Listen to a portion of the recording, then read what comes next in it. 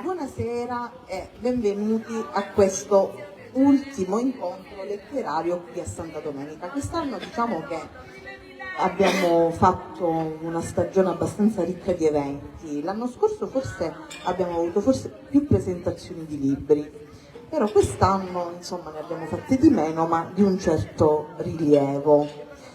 Questa sera abbiamo una scrittrice, una poetessa, una persona molto, molto particolare, Sabatina Napolitano, vero? Sì, sono io, Ecco. grazie a tutti. Diciamo che questa sera è un'occasione particolare perché Sabatina è una persona molto particolare, nel senso che lei riesce in qualche modo a unire sia a dare voce a delle poesie e a tutto ciò che scrive. È una voce che unisce sia la mente che il corpo.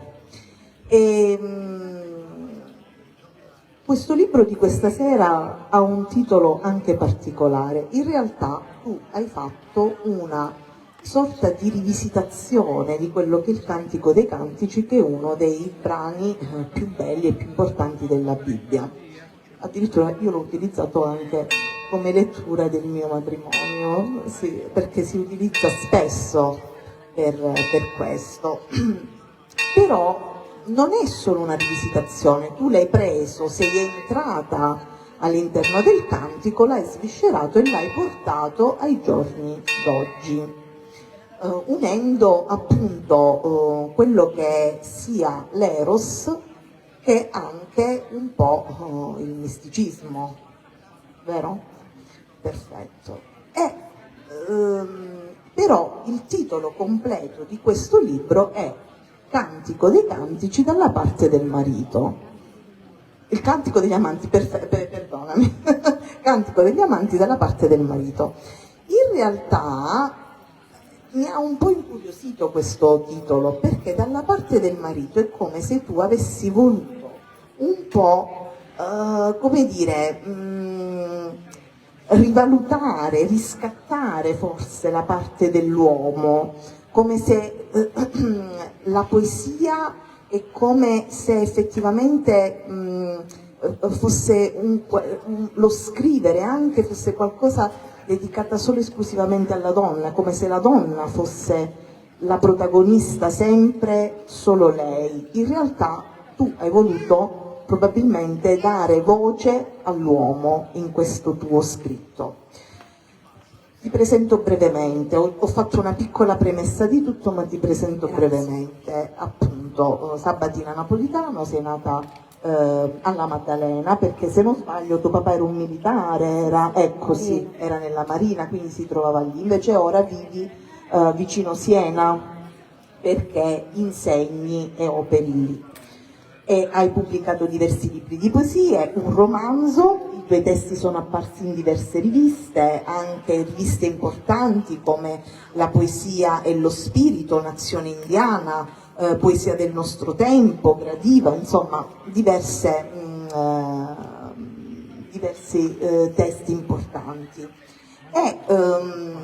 Tu diciamo che la tua voce si unisce sempre un po' anche crei una sorta di vero e proprio dialogo anche con gli autori del passato.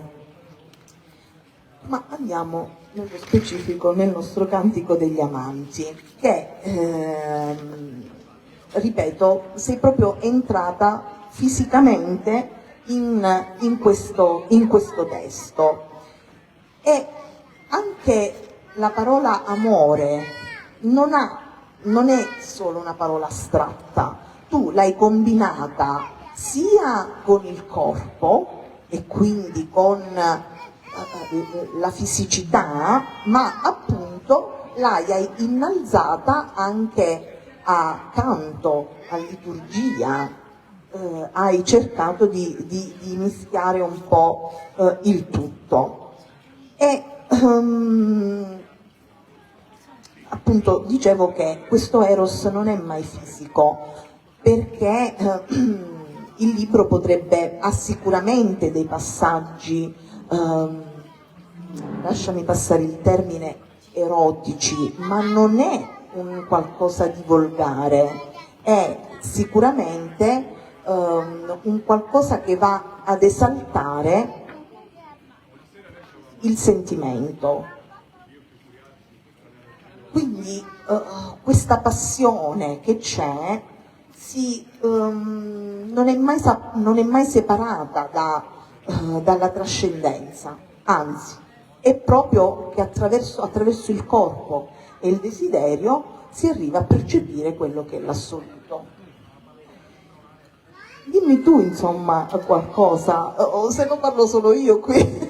Buonasera. Non so se le mie poi interpretazioni, anche perché tu mi hai mandato il libro, io mi sono un po' buttata in questa lettura che anche se utilizzi un linguaggio semplice che arriva a tutti quanti, però l'interpretazione non è da tutti, consentimi di dire questa cosa, quindi sai, ci è voluto un po', io poi ho fatto un po' di studio, eccetera, ho cercato di interpretare la cosa, però l'interpretazione è sempre molto soggettiva, quindi non so se poi ho colto effettivamente ciò che tu volevi far arrivare a chi legge il tuo libro.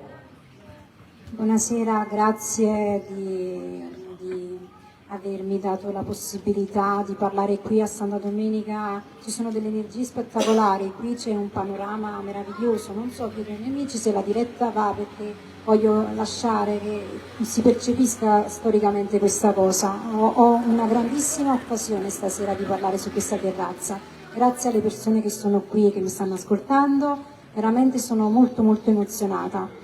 Rosangela ha veramente fatto un'introduzione degna delle maggiori accademie italiane, veramente, perché nessuno mai mi ha parlato delle implicazioni storico-sociali che poteva avere questo libro, e lei ha fatto riferimento al fatto della contestualizzazione al giorno d'oggi, questo Cantico dei Cantici, nel tempo anche dei femminicidi, come lo leggi? Qual è il ruolo dell'uomo, qual è il ruolo della donna? Bellissima questa interpretazione che ne hai dato, anche perché effettivamente... E poi sul riscatto, ecco, dell'uomo, sì, è vero, guarda, ti blocco brevemente giusto per aprire e chiudere una parentesi. In queste serate noi qui a Santa Domenica abbiamo anche presentato dei libri proprio sul narcisismo e anche sui femminicidi. L'ultimo è stato appunto di una ragazza di Santa Domenica molto brava, una ragazza appunto non è ancora maggiorenne, che si è buttata nella scrittura di questo libro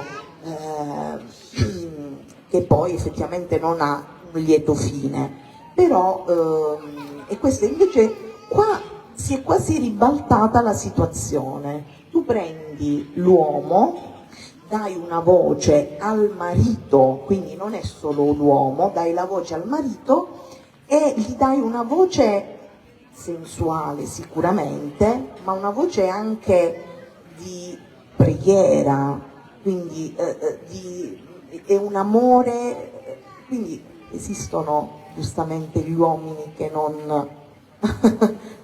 Più che il riscatto dell'uomo, nel senso potrebbe essere il riscatto della dignità umana, sì, anche sì. sottolineare il fatto che effettivamente l'uomo alchemico o l'uomo come l'altra parte della donna, no? Vediamo il taoismo, però questo abbraccia tutte le religioni, il Cantico dei Cantici è grandioso. La controparte maschile che fa parte di noi, che comunque esiste, deve essere una controparte di dignità. Quindi il Cantico dei Cantici è un cantico che dà valore alla dignità umana, all'esistenza umana. Come quando parliamo di poesia, veramente la narrativa è diversa, quindi con la narrativa tu puoi affrontare un argomento così vasto come il femminicidio, così di cronaca, così attuale. In questo caso, essendo poesia, si pone però come poesia dei diritti umani. Il fatto che l'uomo deve rispettare la donna deve rispettare l'uomo. Non a caso in questi giorni mi trovo proprio a fare questo tipo di discorso. Io lo faccio in modo teatrale, più e affronteremo anche attaccato la al parte tempo, teatrale, però assolutamente. insegnando anche a scuola io sento i discorsi delle ragazze molto giovani, perché la maggiore età a cui io insegno sono ragazze di 18 anni ed effettivamente si parla sempre: professoressa quel ragazzo non mi pensa, professoressa quel ragazzo mi ha trattata male, professoressa. Chiaramente noi a scuola facciamo informazioni sui femminicidi, certo, facciamo informazioni su tutto, dalla sessualità all'atteggiamento che le donne e gli uomini devono avere, il rispetto, si parla di cyberbullismo, si parla di tutti questi argomenti, si parla a scuola. In questo caso con la poesia che cosa ho provato a fare? Non ho parlato in modo diretto della difesa dei diritti umani, bensì mi sono occupata di sviscerare il tema amoroso proprio appunto con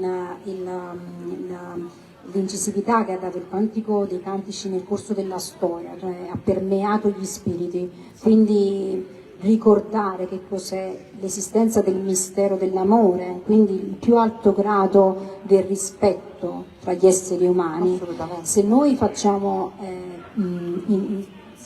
informazione anche in tal senso sull'altissimo grado, sul sublime che esiste tra gli amanti, è molto più facile con la comunicazione, con questo tipo di linguaggio, evitare tante brutture che derivano anche dall'eccesso della mancanza di rispetto, quindi le violenze, gli abusi, i soprusi e quant'altro. Questo libro infatti evita questo tipo di discorso, non è proprio un discorso di cronaca, non è proprio un discorso diretto sui diritti umani, ma li tocca trasversalmente in modo potente ed è appunto un'esaltazione del destino amoroso, del rispetto dell'amata, dell'amato. Che cosa sono? No, il fatto del rispetto dell'amata e dell'amata, perché tu hai posto al centro l'io della donna, sicuramente, quindi è un io che desidera, la donna che desidera, ma allo stesso tempo comunque ha introdotto la voce maschile che è un tu che cerca, cioè nel senso che cerca e che risponde. La donna desidera, però anche l'uomo risponde e risponde con rispetto, e questo quindi è questo cercarsi e quest'unire le due sfumature. È un dialogo assolutamente amoroso, quindi sì. Infatti sulla questione del dialogo amoroso ci sono anche tanti altri poeti che hanno citato appunto il Cantico dei Cantici come il dialogo non solo dell'amato verso l'amata, ma anche dell'amato senza personificazione verso il divino. Quindi un dialogo è sempre la comunicazione, la reciprocità, la religiosità che avviene tra le persone, il sapersi comunicare. Dal dialogo viene tanto, dal dialogo al giorno d'oggi viene tutto, si può dire, perché senza dialogo ci sono le brutture che poi sfociano nelle guerre. La diplomazia che esiste anche nell'amore, perché l'amore deve essere anche necessariamente diplomatico, altrimenti non esisterebbe nessun tipo di convivenza. Quindi in questo il Cantico degli Amanti è un libro di poesie, però il Cantico dei Cantici in sé è talmente grandioso, talmente inafferrabile e sublime che veramente racchiude tutti i messaggi più grandi e in questo anche appunto la gioia di potersi comunicare dell'amato verso l'amata, quindi nel dialogo c'è una crescita infinita. Il fatto che questi due pastorelli possono essere i pastorelli, può anche essere la regina di Saba con Salomone, la Sulammita, quindi il fatto che il tuo nome quindi l'hai fatto proprio anche per quello, no? Ecco, sì, era proprio quasi doveroso questa cosa, sì. Questo ricongiungimento. Il problema d'oggi deriva proprio appunto dalla mancanza di dialogo. La mancanza di dialogo e mancanza di amore. Il dialogo è importantissimo, il dialogo tra gli stati, il dialogo tra le religioni, il dialogo tra i politici stessi, quindi il dialogo come forma simbolica è un altro oggetto amoroso facente parte dei diritti umani, quindi sì, mi piace che l'abbiamo sottolineato. Il dialogo che cos'è? È un tu che parla a un altro tu, ma che nel frattempo costruisce. Nessun dialogo è fine a se stesso. Altrimenti non sarebbe dialogo, sarebbe sì, un monologo. Sembra una retorica, però vale la pena considerare che anche nel momento in cui c'è questo tipo di avvicendamento, questa preghiera poetica, si innalza lo spirito dell'uomo. Alle volte molte persone, gli atei, gli agnostici, perché non è, questo è un libro che si pone religioso, però la letteratura è per tutti, non è detto che devono leggere solo i cattolici, cioè è una lettura aperta di persone di ogni tipo di religione, logicamente, e quindi questo avvicendarsi, questo parlarsi, questo rivolgersi all'altro ci fa uscire anche fuori di noi. Non è detto che una persona dice ma io non mi voglio rivolgere all'aldilà, non mi voglio rivolgere a una divinità, cosa che hanno fatto i greci antichi, i pagani, cioè tutti si rivolgono a un tu, proprio per uscire fuori dall'io. È la natura umana che è destinata ad uscire fuori dall'io, quindi è la natura dell'esistente. In questo proprio cadiamo nella filosofia, è l'anima in tal senso che parla al tu, perché bisogna uscire fuori da noi stessi, altrimenti nessuno è eremita, gli eremiti nessuno è eremita, bisogna uscire da noi stessi e cercare sempre un dialogo, cercare sempre l'altro, sempre.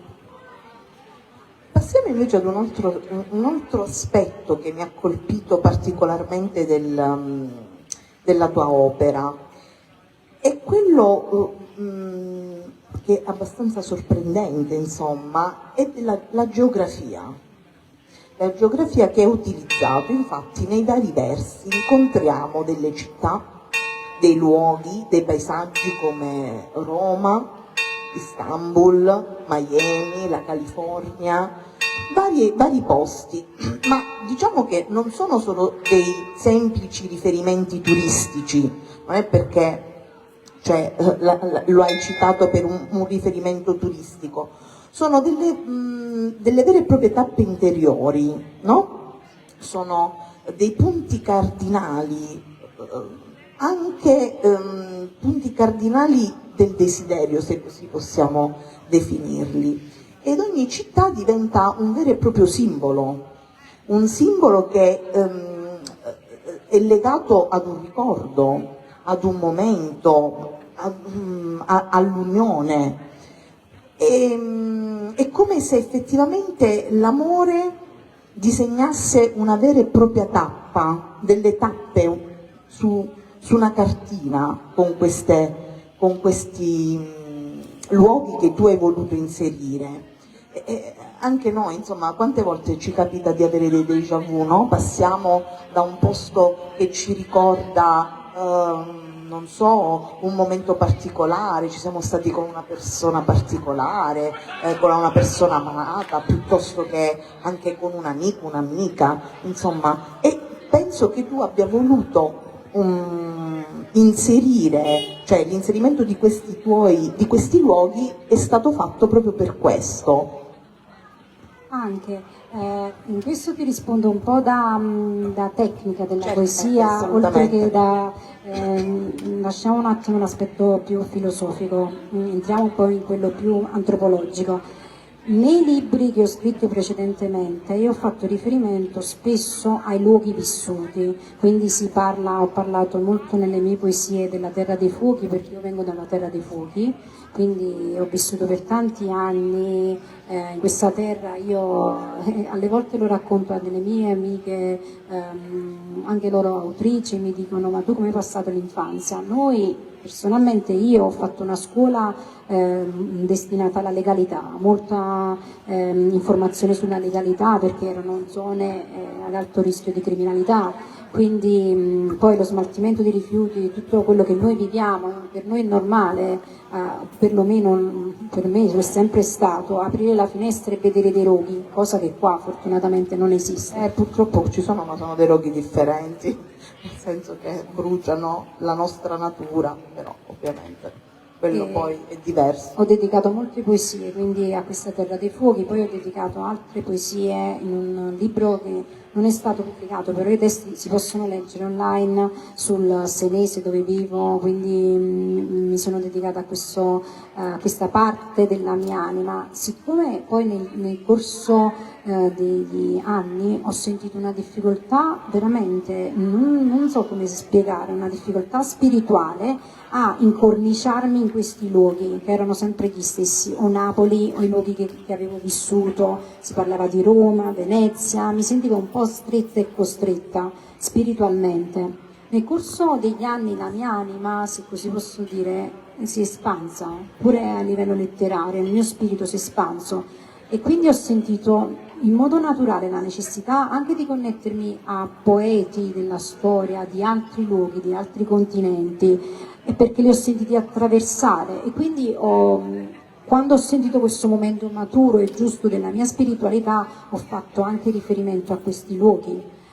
Quindi ho citato Los Angeles, ho citato Istanbul, la Germania, sì, perché poi ho cominciato a sentirli, ho cominciato a sentirmi espandere con la mia anima e quindi li ho fatti miei, perché è come se tu conoscessi una persona nuova, poi ti affezioni col tempo e fa parte di te, fa parte delle tue influenze, delle tue amicizie. Mi dispiace che molti luoghi non li ho proprio visti, visitati, non ho contatti, non ho influenze, quindi non li ho citati, forse non li citerò mai, però quello che ho fatto da poeta è sentirmi attraversare da questi luoghi e magari resteranno come luoghi attraversati per sempre. I restanti mi dispiaccio, però se non trovo qualcosa nella storia che mi attraversa è molto difficile che io volontaristicamente arrivi a quella cosa. Sono attraversamenti che ho vissuto e sono stati così importanti e folli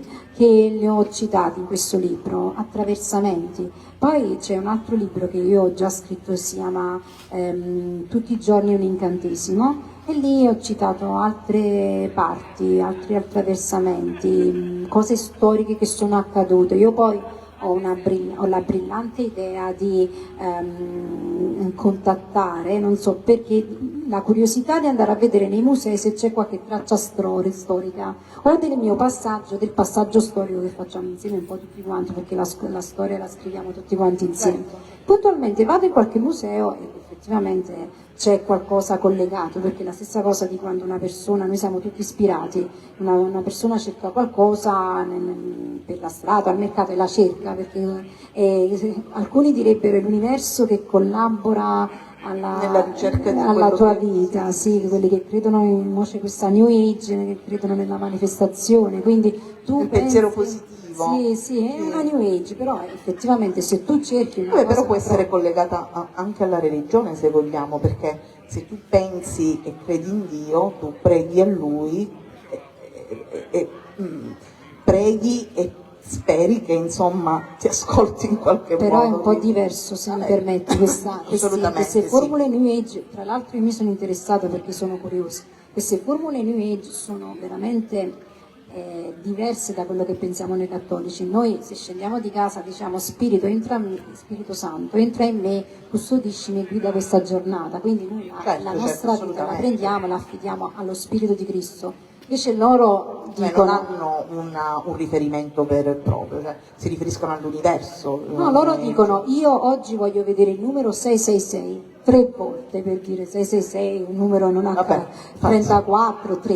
Io oggi voglio vedere quel numero determinate volte perché quel numero si deve manifestare, cioè loro fanno più una volontà, come se noi la confondessimo col pagano, il fatto di voler incidere come io nel mondo. Noi i cattolici non sono soliti incidere come io nel mondo, cioè io non è che vado e dico io adesso incontro quella persona, la voglio aiutare perché si deve manifestare, no, questa cosa non la diciamo assolutamente. No, assolutamente. Invece loro credono nel poter incidere a tal punto che loro manifestano. Questa cosa mi è curiosa, perché io se voglio manifestare di avere 50.000 euro non accade e nemmeno lo penso, però insomma loro invece manifestano. C'è gente che per esempio su un quaderno scrive io voglio manifestare di avere 50.000 euro, fa le paginette e loro sono convinti di fare questi passi, per dire. è molto diverso questa forma di New Age che stanno sviluppando rispetto alla spiritualità veramente ricercata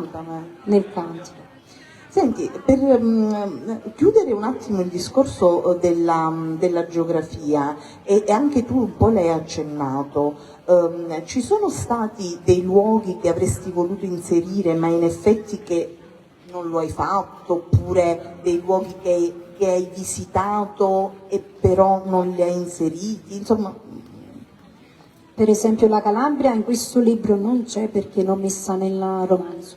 Quindi vabbè, hai fatto una scelta. Era talmente grande come principio, talmente grande come nel romanzo. Questo romanzo che ho scritto si chiama Parole e carte e l'ho scritto da tanti anni e da tanti anni sto aspettando la famosa proposta giusta, perché mi fanno tante proposte e non ho mai pagato per i libri, per fortuna, perché ad oggi c'è anche gente, questi sono editori no e up, non a pagamento. Sì. Però ci sono tante persone che pagano per i libri.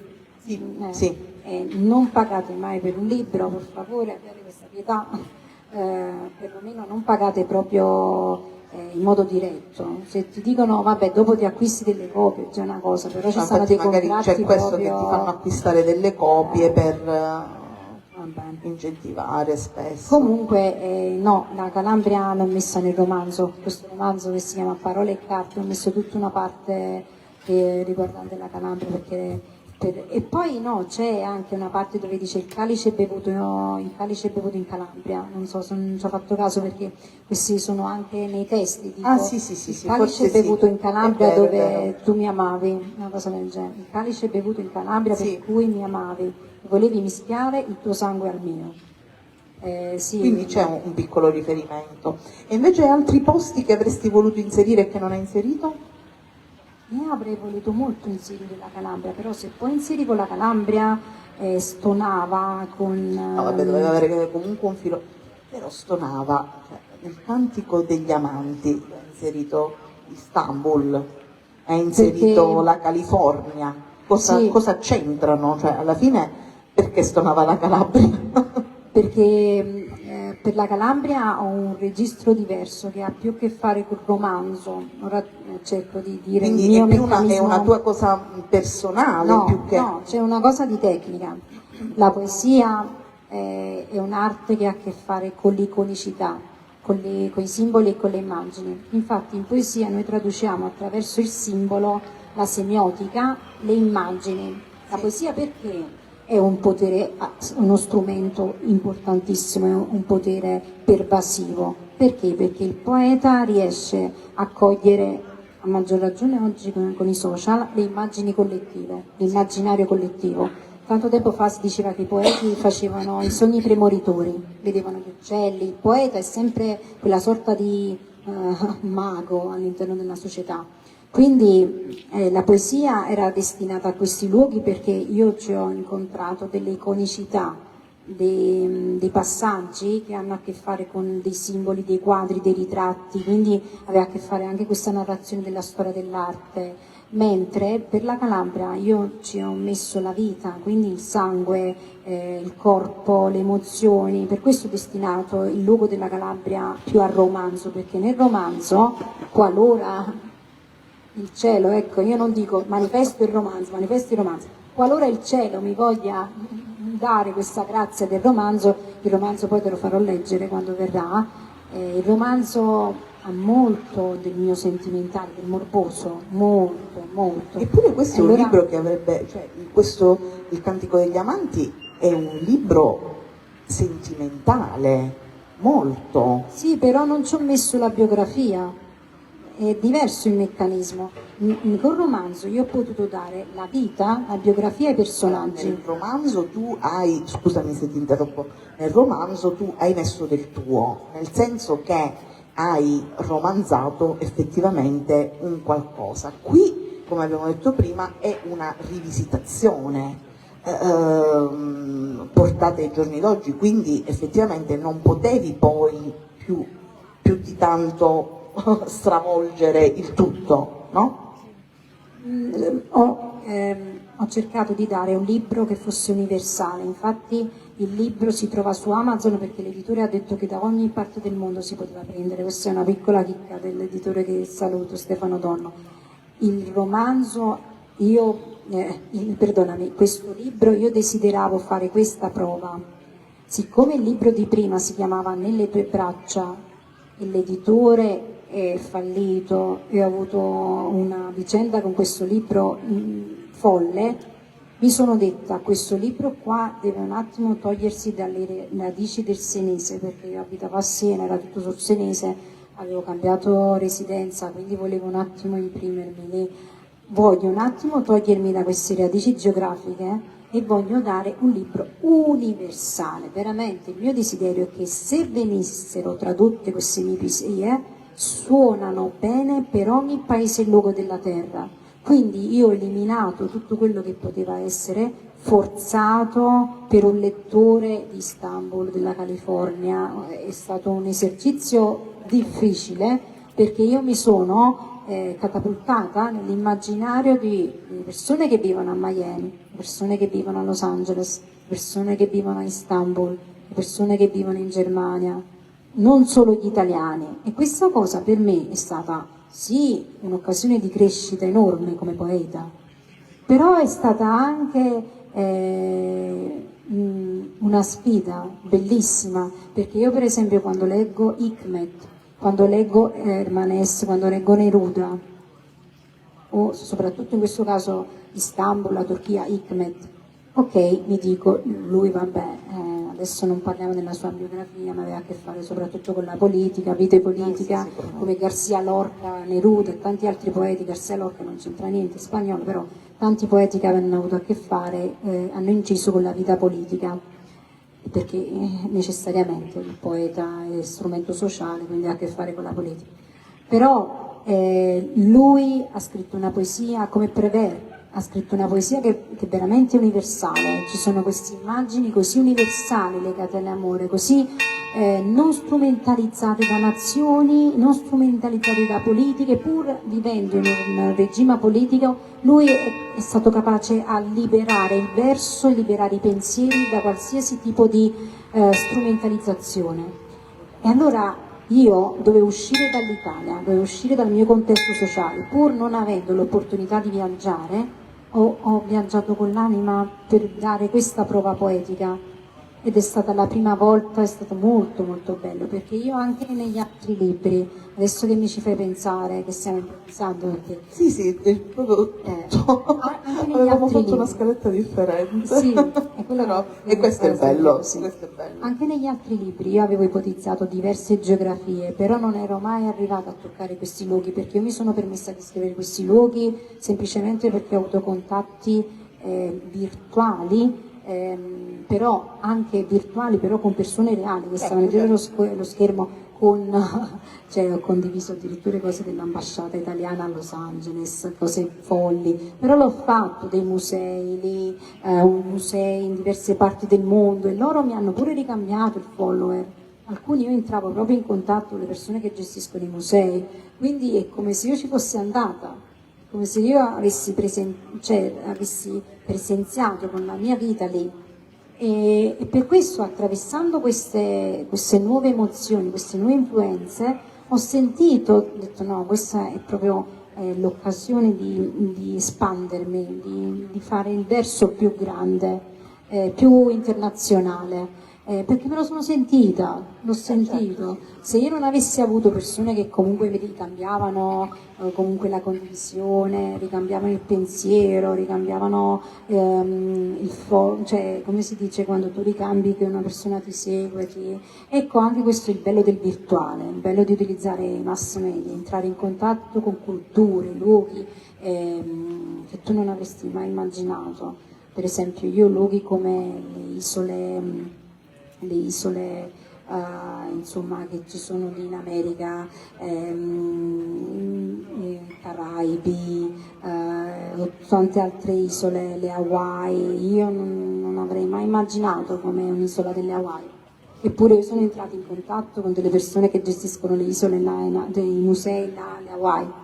Oppure sempre ovviamente nei giorni, sempre ovviamente influenzata da varie persone che ho conosciuto sempre tramite i social, però questa è la grandezza anche dei social, entrare in contatto con nuove culture, nuove architetture dell'anima.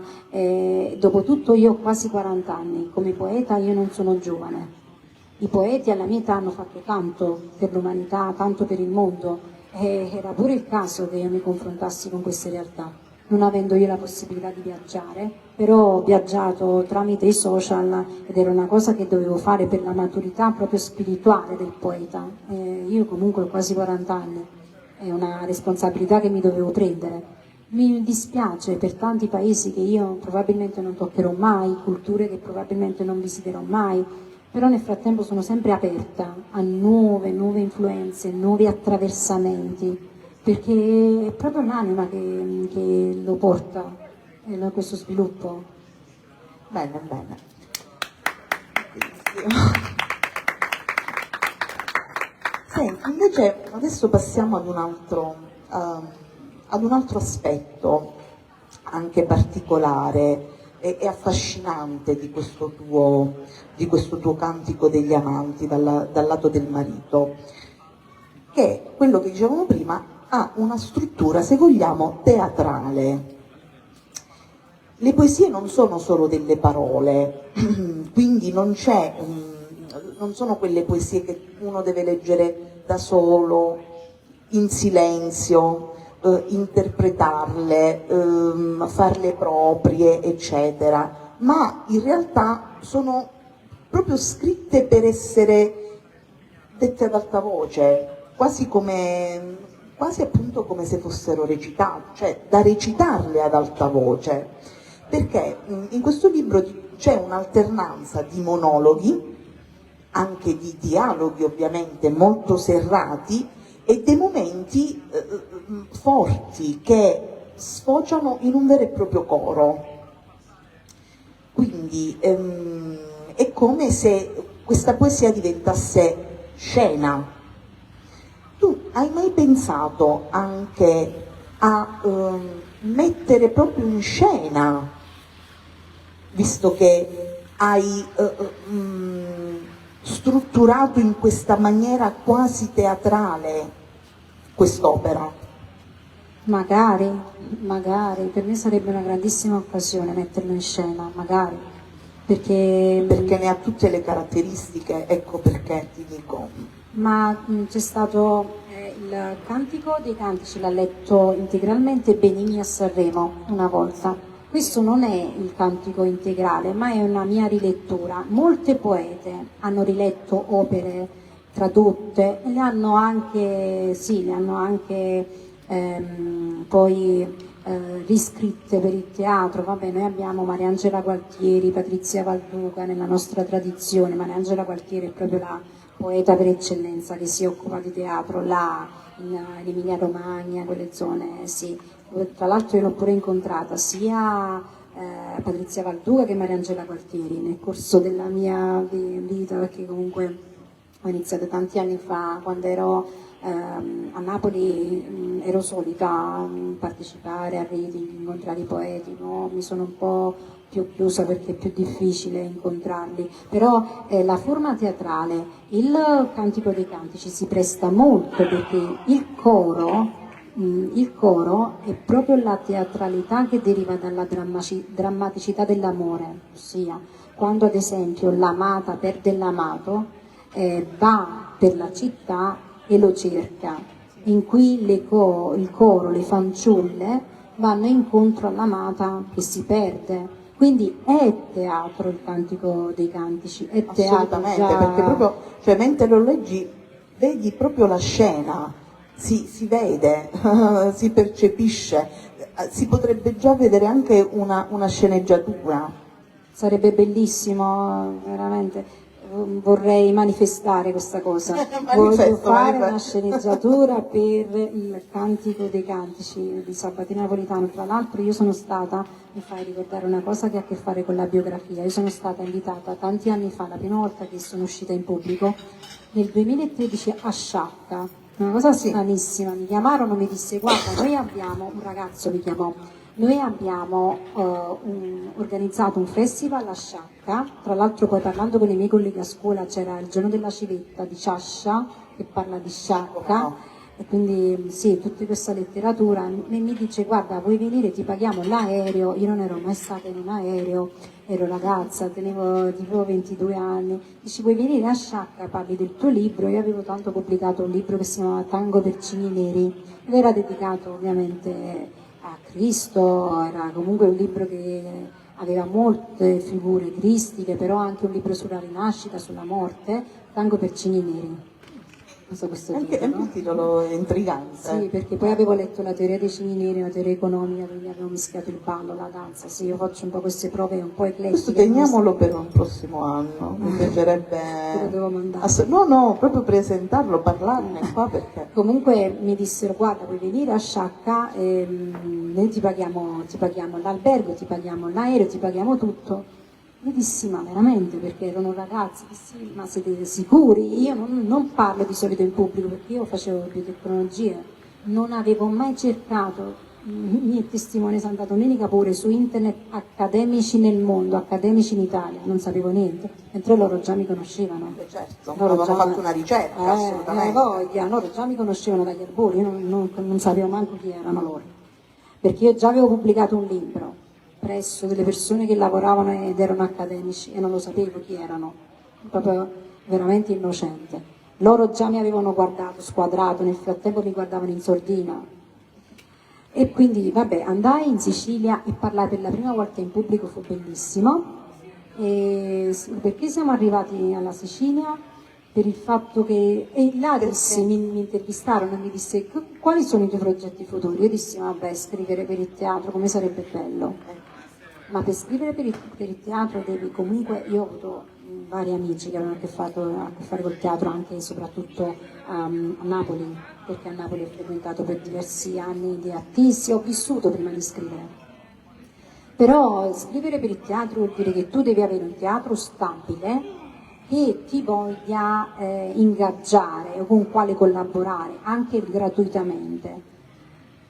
Questa cosa si potrebbe anche fare, pure se fosse una collaborazione gratuita, devo vedere. Tu non ti devi comunque sostituire, forse stai facendo questo passaggio, tu ti stai un po' sostituendo a quella che è la regia, no, tu devi prestare, regalare appunto la tua sceneggiatura, poi sarà il regista teatrale a portarla in un teatro piuttosto che insomma presentarla alla propria compagnia teatrale e farla diventare e farla appunto salire su un palcoscenico. Insomma. Sarebbe bellissimo, un sogno, manifesto questa cosa, voglio scrivere... Ho un amico proprio a Napoli che fa il regista teatrale, poi ne parliamo. Va bene, grazie. Senti, ti volevo fare un'altra domanda, una domanda un po' così. A volte potrebbe esserci il rischio di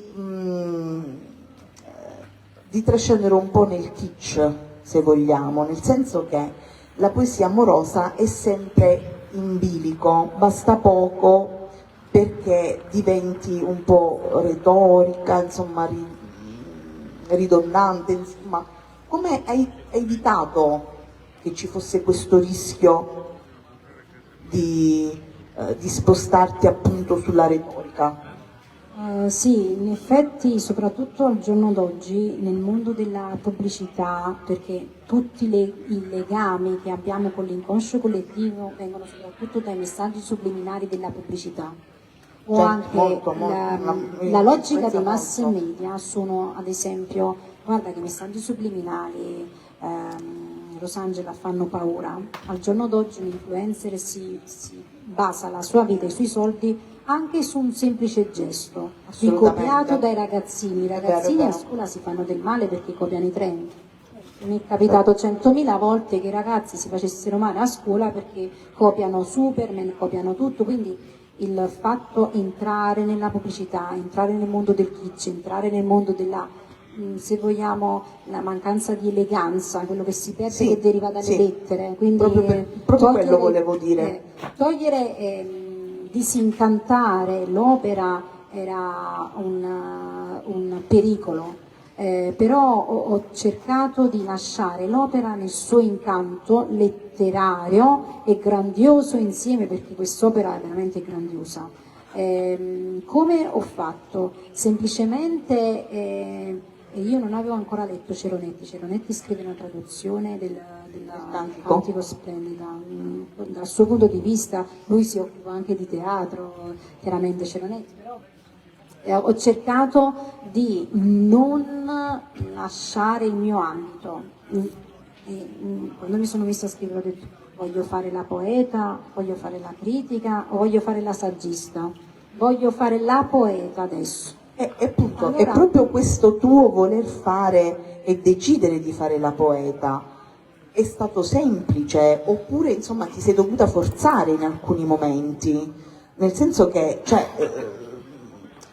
anch'io scrivo molto meno di te perché tu scrivi tanto eccetera, però a volte io mi devo violentare, utilizziamo questo termine, per dover ritornare da dove sono partita, ecco, perché spesso proprio il fatto di scrivere, di liberarsi, di esprimersi ti fa perdere un po' l'obiettivo.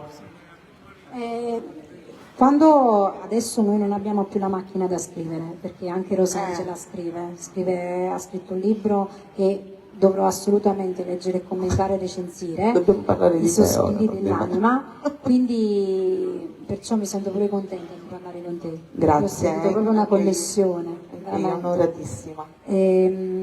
Quando noi scriviamo, adesso non abbiamo la macchina da scrivere, abbiamo direttamente il computer. Sì. Anche se a me piace scrivere anche a mano. A mano?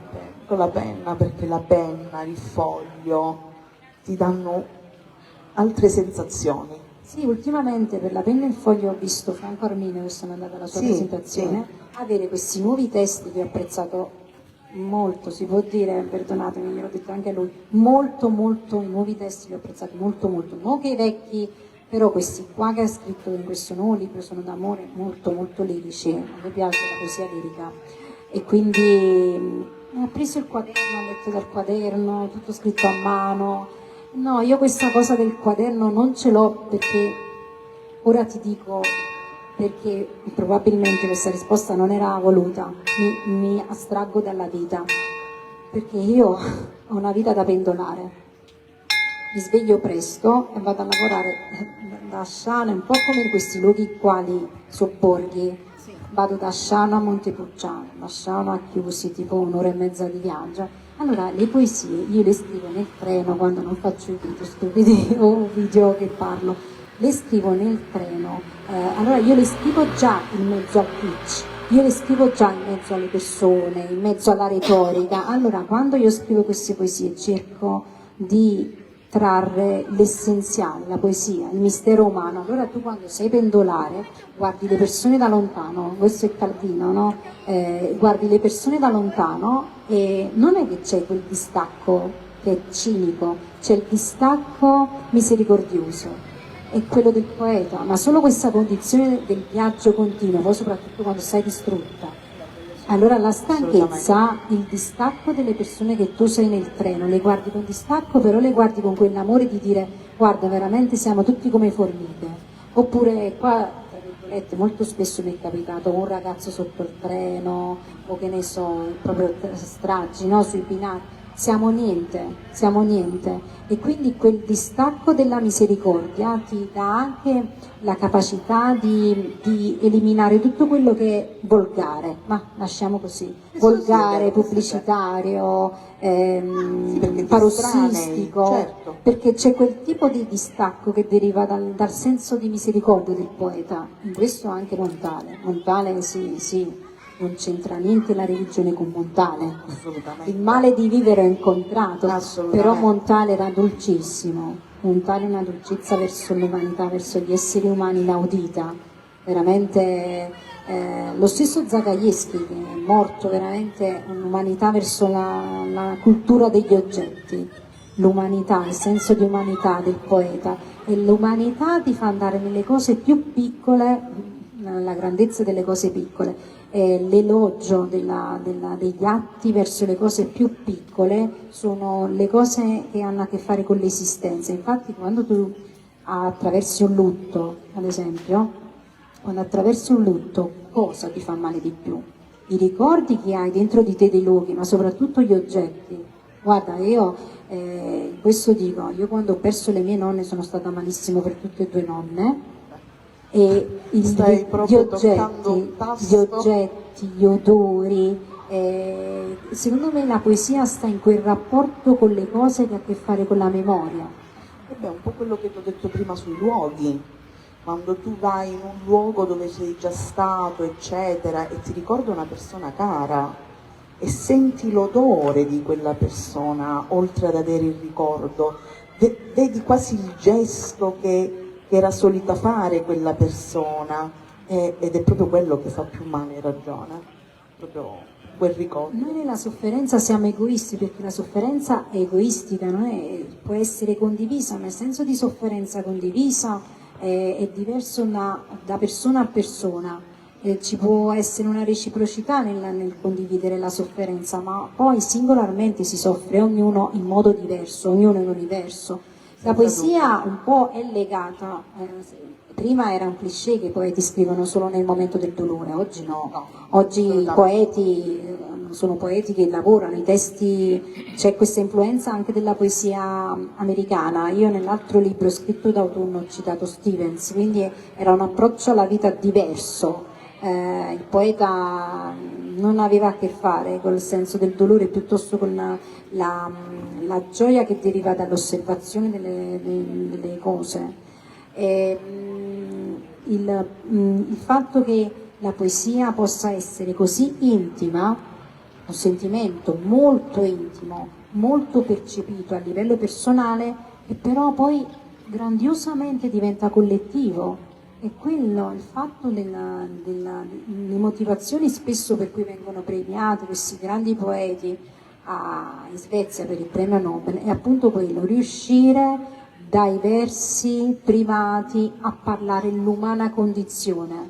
Questa è una definizione in cui mi trovo, nel senso che è chiaro che noi leggiamo un poeta perché dice mamma mia, però lascia una traccia di esistenza, lascia una traccia reale, mamma mia che bello, va oltre la pubblicità, va oltre quello che è la quotidianità, vita, lavoro, stress, va veramente verso qualcosa di più grande di me. La poesia è qualcosa di così meraviglioso, così bello. Io se nascessi vorrei rinascere di nuovo con la poesia, perché per tanti anni ho sofferto tantissimo. Io ho passato delle crisi in adolescenza veramente brutte, ho passato la notte nera dell'anima con la poesia. C'erano dei momenti che forse non stavo bene psicologicamente, probabilmente. Scrivevo così tante poesie al giorno, 12-13 poesie al giorno, che non lo so, io avevo come una sorta di, ora non voglio dire i surrealisti, però questa penna infusa, no? La scrittura infusa, forse non stavo tanto bene. Adesso no, io scrivo una poesia solo quando mi metto là con la progettualità della poesia. Allora io dico, devo scrivere un testo, lo programmo e lo trasformo in poesia. Molto spesso utilizzo del materiale passato, anche di anni e anni prima, e lo trasformo in poesia. Come faccio? Appunto cerco di sentirla, è un esercizio che poi fai con gli anni. Sì, è anche teatralizzato questo esercizio. Non lo so, secondo me la poesia è più un esercizio di misericordia, di mistero. Io poi dico sempre le stesse cose, da quanto tempo stiamo parlando? Tanto? Dico sempre le stesse cose ad ogni presentazione, ad ogni persona che mi chiede, soprattutto ai colleghi, dicono che cos'è per te la poesia? Io ho raggiunto questa definizione. Per me la poesia è qualcosa che riguarda queste tre entità, cioè la morte, il solenne e il mistero. E secondo me queste tre entità sono le entità anche le tre mie parti, le entità delle scelte nella vita. Io dico sempre ai miei ragazzi, dico sempre agli amici, dico, ma tu quando scegli scegli una cosa che ha a che fare con la tua dimensione solenne, il mistero e la morte. La morte che cosa intendo? Intendo che la morte è un qualcosa che trascende le tue decisioni. Noi possiamo entrare in macchina, fare un incidente e moriamo, non lo sappiamo, per dire siamo sotto il cielo. Però il senso della morte non è che ti incombe in te stesso, ma il senso della morte è che tu capisci che c'è un solenne che è più grande di te, una sorta di amor divino e amor proprio, quindi il preservarti alla vita, lo stare attento, non fumare, non bere, il senso della morte, no? La paura di morire. Allora tu quando fai una scelta nella vita, cioè la fai per cazzeggio, la fai perché così ti ha detto l'istinto, sei molto istintivo, istintuale, o la fai per un senso del solenne, cioè una scelta grandiosa, cerchi di fare ogni tuo attimo grandioso, la fai per un senso che tu capisci che morte e vita non dipendono da te. Cioè io quello che voglio dire a tante persone che credono di essere artefici del proprio destino, ci siamo, perché se io mi alzo e non vado a lavorare nessuno mi dà a mangiare e siamo artefici del nostro destino. Però c'è un altro c'è un'altra osservazione che io muovo spesso nel dialogo con i ragazzi, con le persone, con i colleghi, con gli amici, gli scrittori. C'è questa interpretazione. Io quando scelgo qualcosa per la vita mi rendo conto che le nascite, i giorni di nascita, i giorni di morte, il modo in cui si muore, il modo in cui incombe in noi la morte non dipende da me. Ti rendi conto che tu non sei niente rispetto a questa grandiosità, rispetto a questo mistero?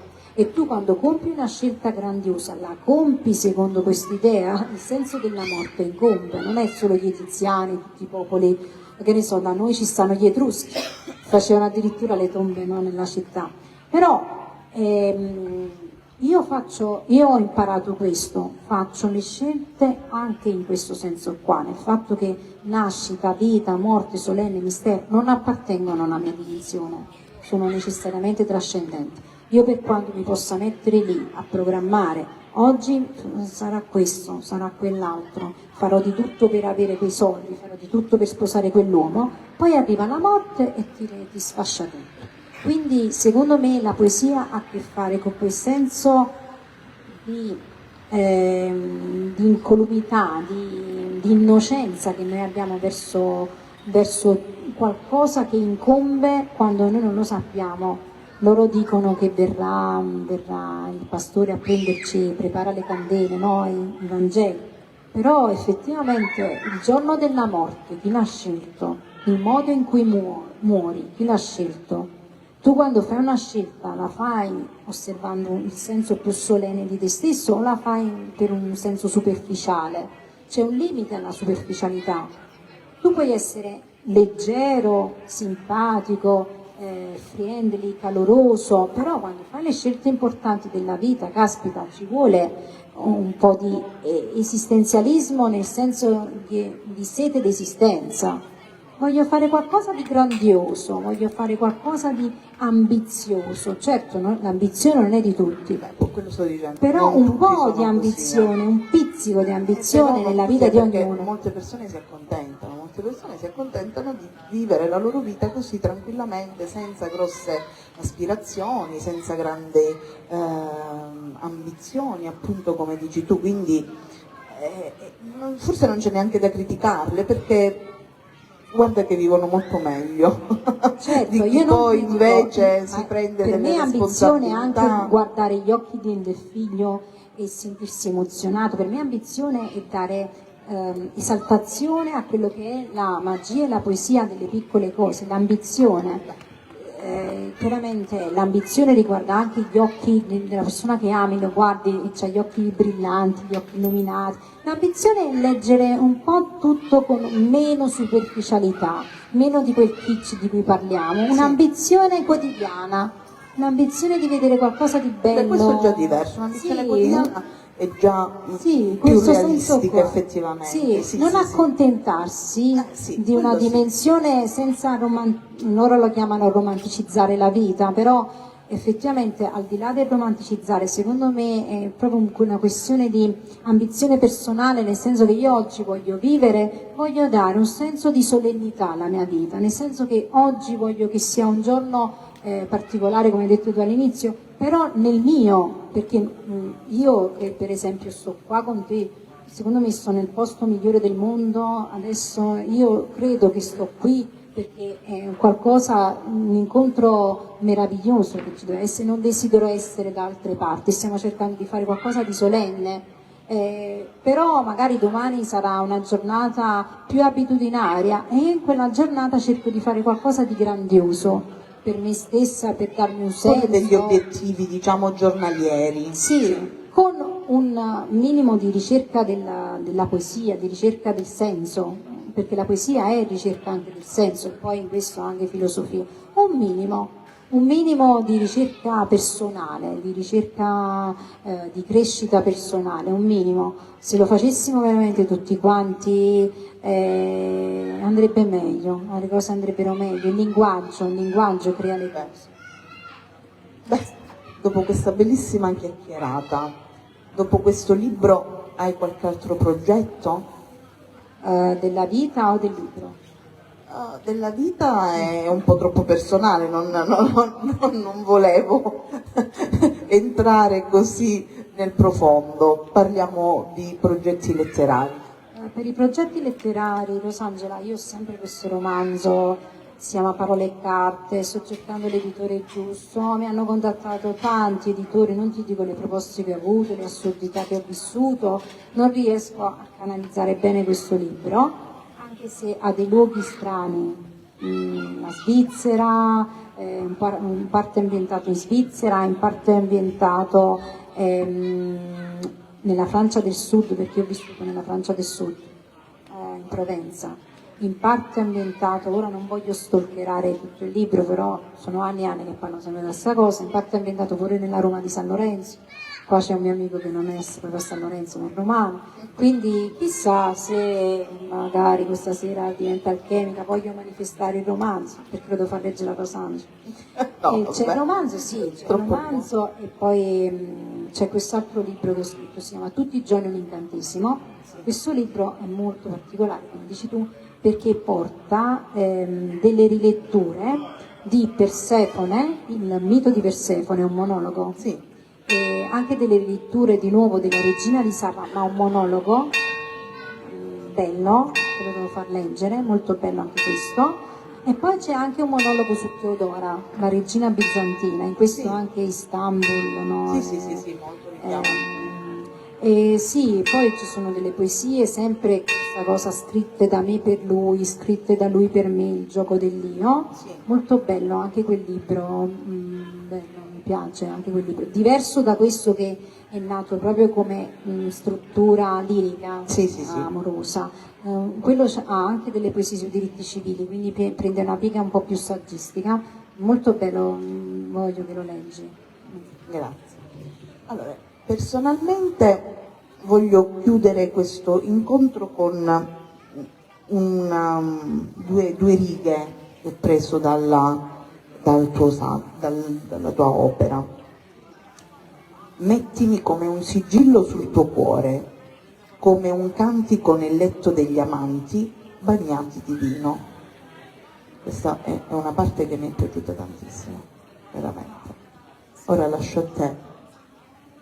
Mettimi come un sigillo, tra l'altro sì, questa è la parte finale che è proprio nella parte del cantico. Mettimi come un sigillo sul tuo cuore, come un sigillo sul tuo braccio, perché forte come la morte e l'amore, forte come gli inferi la passione. Le fiamme della passione sono il fuoco dell'amore del Signore, grandi acque non possono spegnere l'amore né fiumi travolgerlo.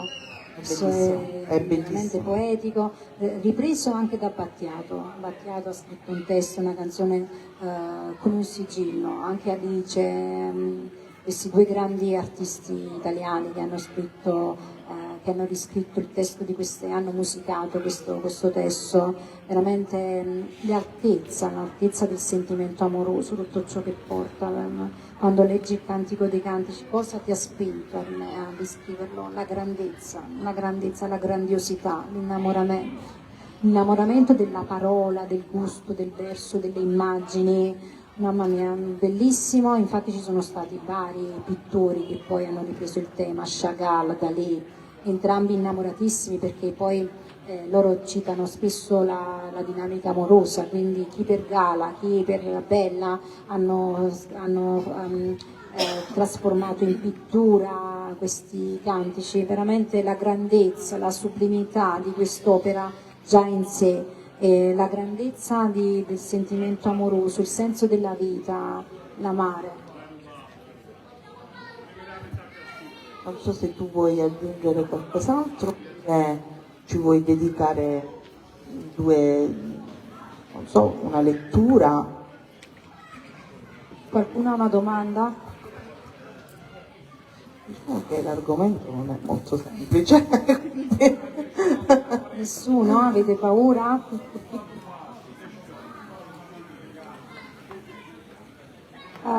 Ci sono delle Poi ci siamo anche lasciate molto andare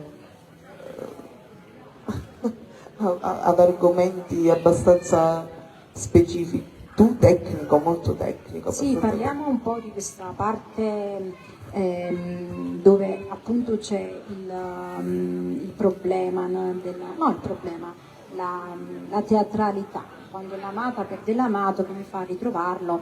Secondo poi metto la sposa. Eccolo il mio diletto, finalmente ci vediamo, dopo così tanto tempo, lo amo molto.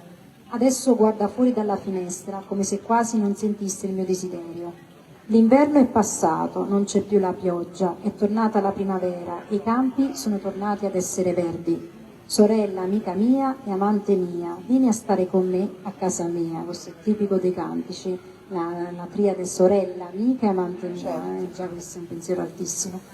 Sei la mia colomba, fammi sentire la tua voce ogni giorno, fammi guardare il tuo viso ad ogni ora, resta con me, perché adoro sentirti parlare e non posso fare a meno di guardarti. Il mio diletto, questa è la sposa, perché poi veramente anche nella traduzione di Ceronetti c'è questo mistero della sposa che parla dello sposo della sposa. Il mio diletto è per me e io per lui. Nessuno può incastrarsi a noi, siamo rari e uniti insieme. Torna a casa, amore mio, ogni giorno torna da me, perché il mio posto è prenderti con me. Di notte ho cercato il mio amante, ma non l'ho trovato. Ho cercato dentro di me, poi nella stanza, e sono uscita da sola per cercarlo.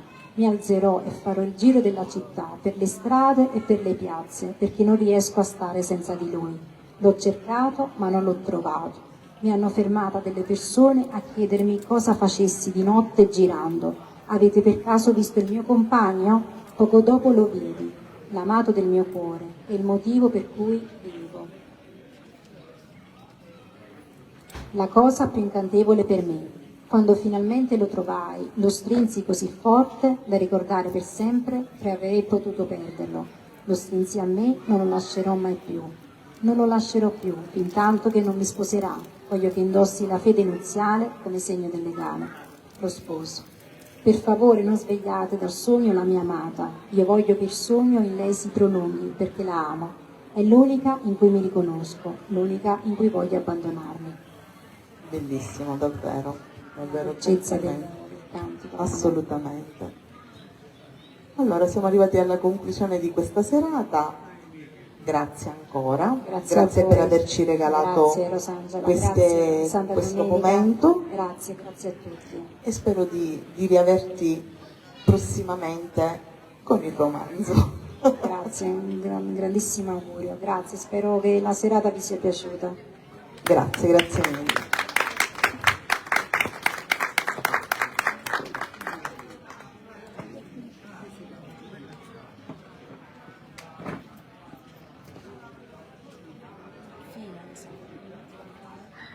Aspetta, però condividi perché sennò